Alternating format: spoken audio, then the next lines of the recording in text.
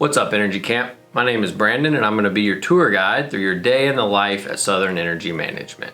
Instead of taking a field trip to the office here, we're actually going to take you on a field trip to the field.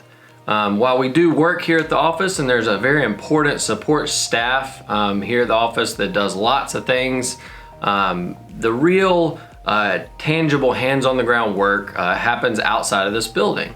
And so today we're going to take you for a look at all three of the sort of core parts of our business, the single family and multifamily builder services, which are the first two parts we're going to look at. They help builders and developers build homes and communities that are more sustainable, more energy efficient, healthier, and more comfortable. And this ultimately helps change the way people use energy because we're building better homes that use less energy.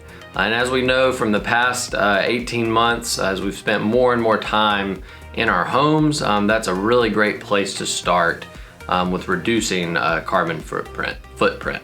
After we talk to Sarah and Grant on those teams, we're gonna bounce over to a solar install, and we're gonna take a look at what that work looks like and how that changes the way homeowners make energy.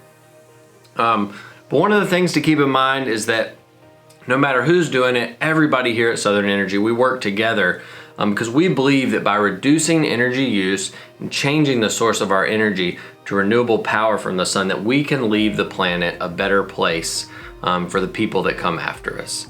So let's jump right into Sarah on our single family builder team and see how she's helping people change the way that they use energy.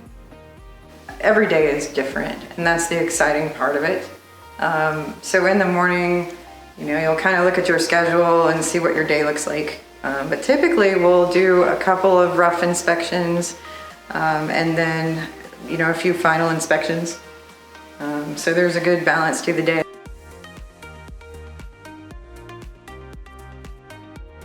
It's a framing inspection. We haven't got insulation in place yet, but that gives us an opportunity to look at some of the framing details that would be hidden by insulation and also some of the air sealing. Yeah, so anytime you have to create a rough opening in a wall for what we call fenestration, which would be windows or doors, we want to make sure all the space in between, the window or the door that you're installing and the framing gets air sealed.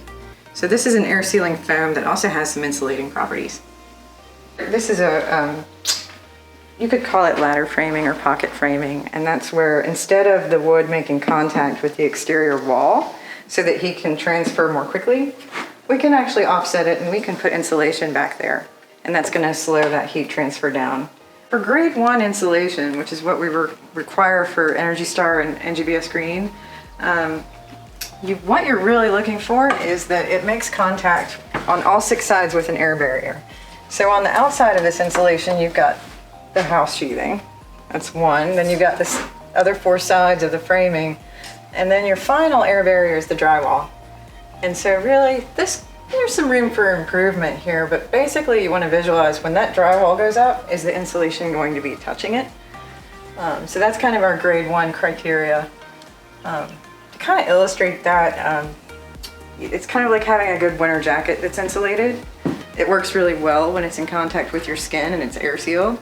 But if you're sort of holding it out in front of you, it's not going to keep you warm, right? So you really want your insulation and your air barrier to be in contact with each other.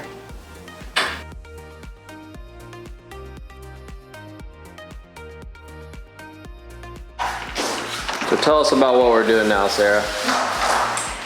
So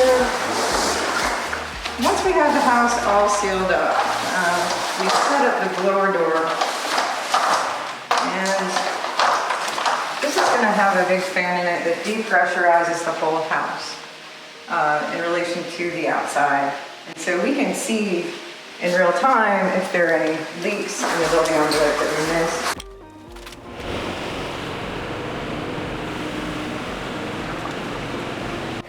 So our target ACH 50 was 5 ACH or less, and we got 3.6. So that's good, right? We did a great job.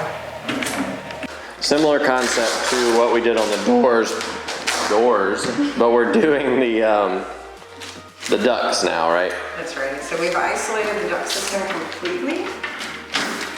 And And just like the blower door, we're using this fan to depressurize the whole duct system, and that will show us where the leaks are happening in the crawl space. And we depressurized this, or we covered up all the vents is what allows us to do this. If you have leaks sort of that are inside the conditioned space, you're not losing any energy because of that. It's just the air is not going where you want it to.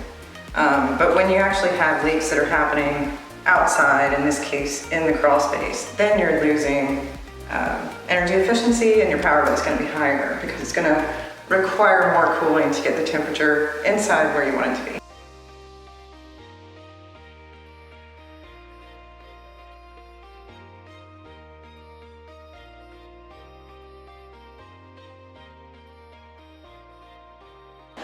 Nice. How'd we do? So far, everything's passing, so that's great. So this sticker is just, it's all the information that's saying the house is in compliance with the current code. And it has window values, insulation values, the blower door test result, and the duct test result. You have so many people doing so many things to build a house. So many trades, and a lot of them don't know what the other ones are doing. So, you know, having a big overview of everything is really helpful, and just like being able to picture how all these pieces work together to make a good house. So the work that Sarah is completing and the rest of our field teams across North and South Carolina happens in more than 10,000 homes every year.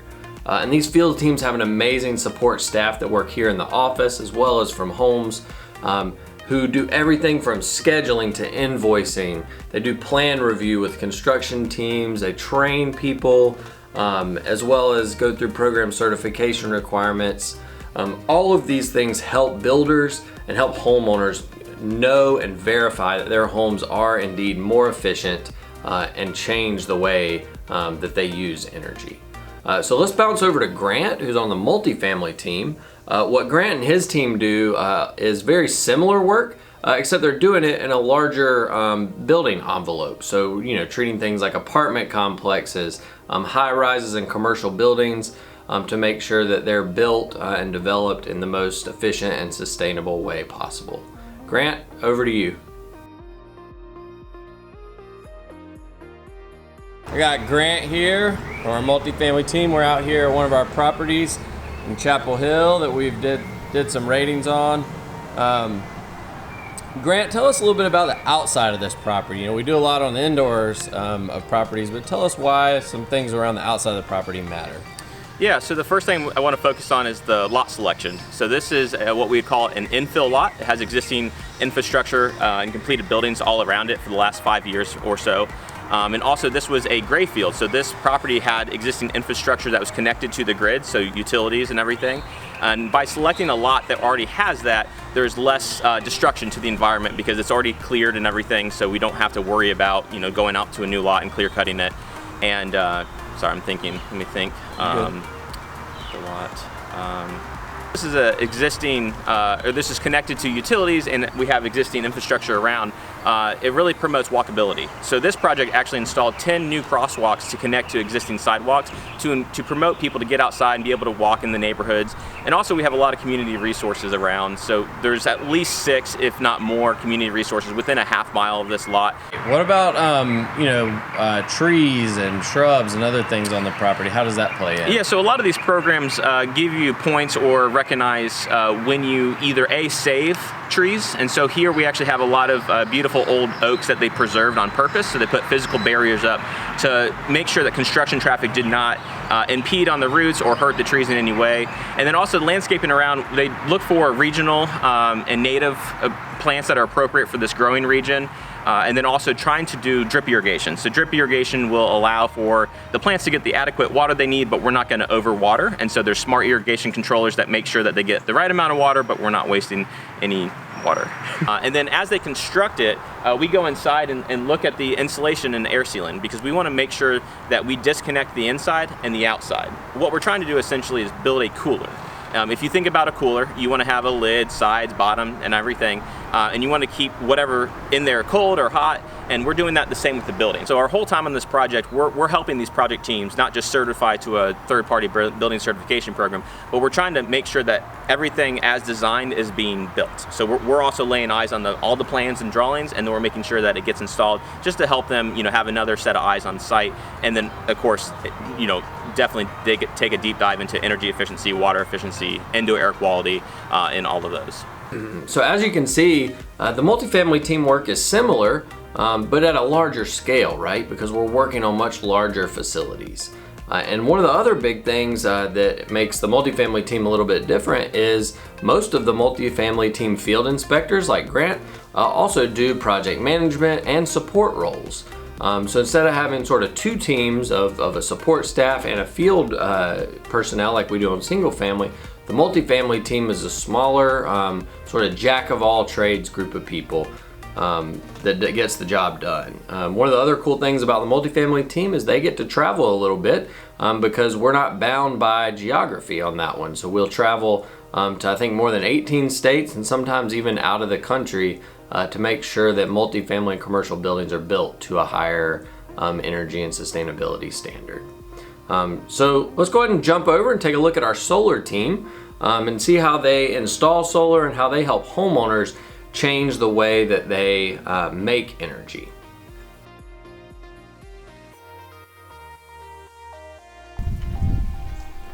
Typical day for a solar installer starts at the warehouse.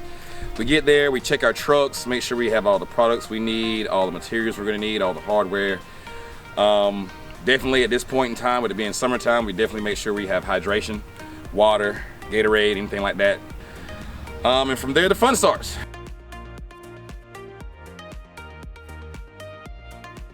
9 hours of happy days.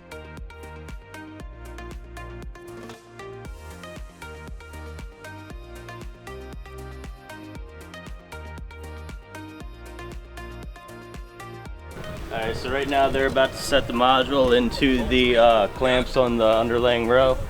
Once they get it laid down, they'll do the wire management to complete the circuit and rinse and repeat.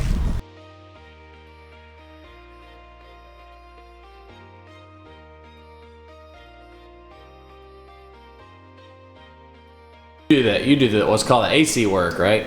So everything on this side of the inverter. So the inverter here is what converts the DC that the solar panels put out into AC that your house can use. And so everything from the AC terminals in the inverter to the interconnection to the existing system is what I do. So right now I'm pushing wire from the gateway here into the actual batteries themselves. This will be the power supply that goes to and from the Tesla batteries. So those will get hooked up to these two breakers here, which then will supply, in the event of a grid outage, that will be able to supply the house, the whole house in this case, with backup power. Where's the coolest place you've been? Or your favorite place? Favorite place probably somewhere on the coast. I've had a couple of beach houses that we've done. Those are a lot of fun. I really enjoy those. Okay. Overall, I really enjoy it. It's a lot of fun. It's a lot of fun to just be outside in the field all the time. You get to see a lot of different places. I've been all over the state. It's great. Just like our other teams, there's a bunch of people that support those field crews. You see everything from sales and marketing to operations and tech support on the backside. And it really is one big solar family that works together to change the way people make energy. A day in the life at Southern Energy really is as diverse as the over 100 team members that make up our organization. Well, the one common thread that unites us all is our desire to shine in all we do. We want to make a difference in the world through changing the way people use and make energy. And we do measure that difference. In 2020, our team impacted almost 19,000 families. We saved over 128 million pounds of CO2. And our team helped homeowners save more than $7.4 million in energy costs.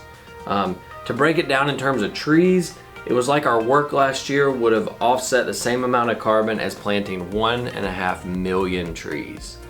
We take pride in that because our team is compassionate. They're dedicated, and we enjoy the journey and the impact that we make every single day. You know, whatever you end up doing in your life, we hope that you enjoy the journey, find your passion, and change the world too. Thanks for joining us in the field today, Energy Camp.